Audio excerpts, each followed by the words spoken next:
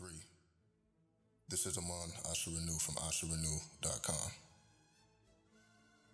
Today I will speak on how to develop a sex aura. And what I mean by sex aura is not necessarily how to, become more attractive or anything dealing with love and spells, and not necessarily moving in that direction. Not saying that it cannot be applied in that manner. But I'm more so speaking about a broader range of sexuality. What I mean by this is life is sexual. Life has its own sexuality the same way we have our own sexuality. And your sexuality has nothing to do with the actual sexual experience. So what I mean by this, life is sexual, which means life is alchemical. So every day we are having sex with life, not just human beings, and maybe even spirits. Because a person's sexuality is in their spirit. It is not based on the physical world or the physical plane. So in order to expand and fully understand your sexuality, you must put in alchemical work to bring about certain results that otherwise would not have occurred, because you were able to generate a certain energy field or vortex, as we are calling the aura, which allows you to magnetize certain things to you otherwise would not have been magnetizing. And this is by understanding the sexuality of life. Because most of the time we only understand the sexual experience and sexuality through, again, sex with other people.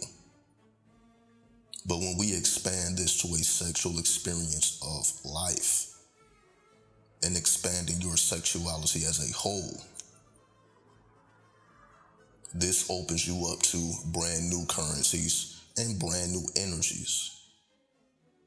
Because we are advancing beyond the physical plane. We start with ourselves to understand our own sexuality, but that must be applied on the world stage by interacting with the world, interacting with the matrix, to understand its coding mechanisms, meaning we must learn the matrix in order to master it. And in order to learn it, we must be sexual with it. We must be alchemical with it. And by being alchemical with life as a whole, we're able to increase the magnetism of our aura. Because now we're not just simply looking at who we're drawn to or who we are attracted to. We are not limiting our sexual experience to the human experience. This is truly what it means to be a spiritual being. You are able to tap into the spirit or the spirituality of anything and begin to interact spiritually with that thing. In this particular case, it is the planet Earth.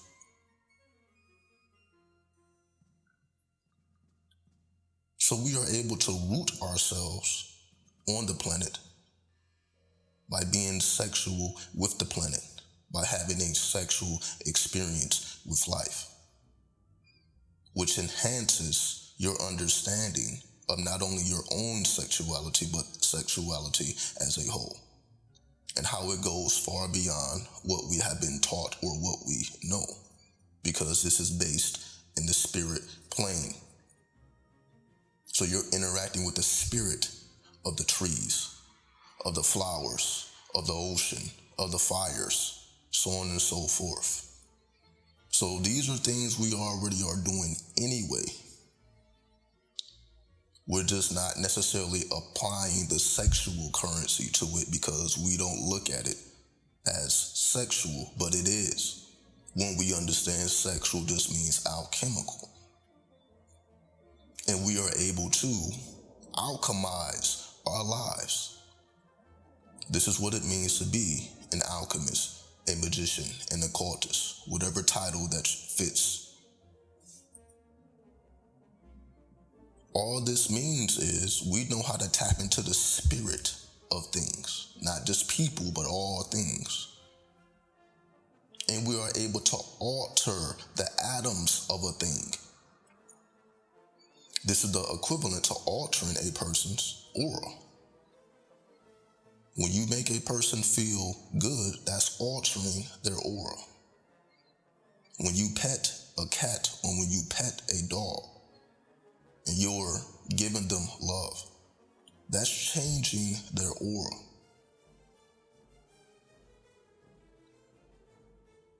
So all of life, we are able to not just interact with things, but also influence and alter things with our own aura, with our own energy. So life opens up to us when we open up to life. So if we are going through any limitations or any setbacks, any mishaps, we must enhance our sexual energy. Because this is what we need more of. This is a currency that causes things to come into existence. Alchemy causes things to come into existence. Sex causes things to come into existence. Not just on a material level, but also a spiritual level. And this is how spirits are created. We have the creation of humans, but you also have the creation of spirits. Spirits are created the same way humans are created, not necessarily through the sexual act, but through experimenting and expanding the sexuality. This is how things come to be. So this is how flowers and certain energies can be asexual and not even need a partner to reproduce. Because this is one of the higher forms of sexuality, being able to reproduce, not just your physical essence, but also your spiritual essence, without the need for anyone else's assistance, because you're able to generate it purely and solely within yourself by being an alchemical being, by being a sexual being. So we are able to have asexual experiences as well, even though you can say we were made and geared towards physical sexual experiences. So we can engage in that as well, but we are not limited to that. So we can behave like animals, but we can also behave like plants as well. And I'm not saying one is better or one is worse. I'm just showing that we are able to be versatile with our sexual energy to bring about the results that we are seeking. And all results require energy. And sexual currency is the most powerful because it causes things to be brought into existence. So the more of this currency you have, the better. And again, we are all in different situations, so you may not have a physical partner, human being, who you can engage sexually with, or it may not be to your satisfaction, depending on your magical intents. So regardless of whatever circumstance or situation you find yourself in, we can always tap into our asexuality and alter the genetic code of our very existence and walk directly into the next currency. And with that I bear peace. 93. Do what thou wilt shall be the whole of the law. Love is a law, love under will.